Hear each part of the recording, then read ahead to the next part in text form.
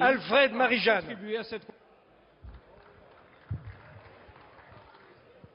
La question s'adresse à Mme Marie-Luce Pinchard, ministre de l'Outre-mer.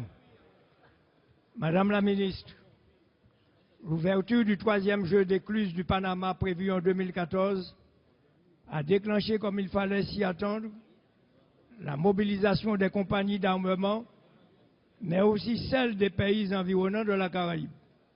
Et c'est ainsi que la Guadeloupe et la Martinique ont décidé à juste raison de faire des travaux d'extension de leur terminal à conteneurs et d'augmenter leur capacité de transbordement pour ne pas rater cette opportunité de développement consécutive à l'élargissement du canal de Panama.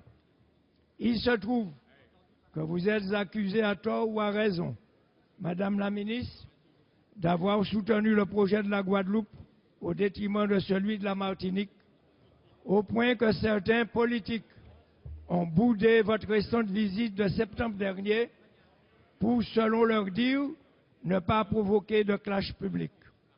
Personnellement, j'ai toujours œuvré pour le rapprochement et la défense des intérêts de ces deux pays en termes de complémentarité et non de rivalité conflictuelle.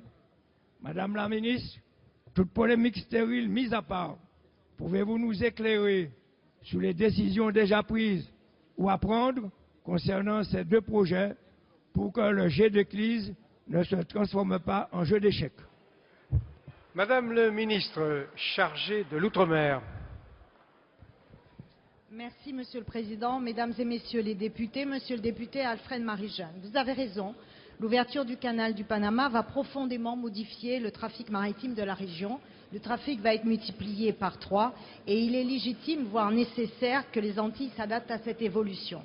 Alors les projets de modernisation et d'agrandissement des ports de la Martinique et de la Guadeloupe ont une importance stratégique pour le développement économique de ces territoires. Et il faut donner la possibilité à ces deux territoires de saisir les opportunités en termes de développement. Et c'est d'ailleurs la raison pour laquelle, avec Thierry Mariani, je suis favorable à la réforme portuaire en Outre-mer. Mais monsieur le député, vous avez dit quelque chose de vrai, c'est que ces deux ports sont deux infrastructures parfaitement complémentaires et la position du gouvernement, elle est sans ambiguïté.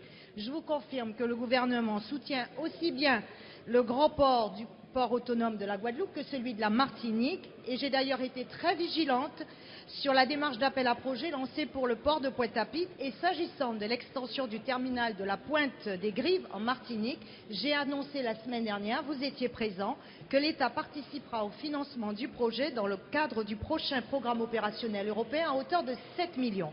Alors c'est vrai, monsieur le député, face à un tel enjeu stratégique, nous sommes face à un vrai choix, le choix entre des petites polémiques dérisoires et le développement économique de nos territoires. En tout cas, mon choix, il est clair, c'est celui du gouvernement, c'est-à-dire travailler pour l'avenir de la Guadeloupe et de la Martinique dans l'intérêt des populations.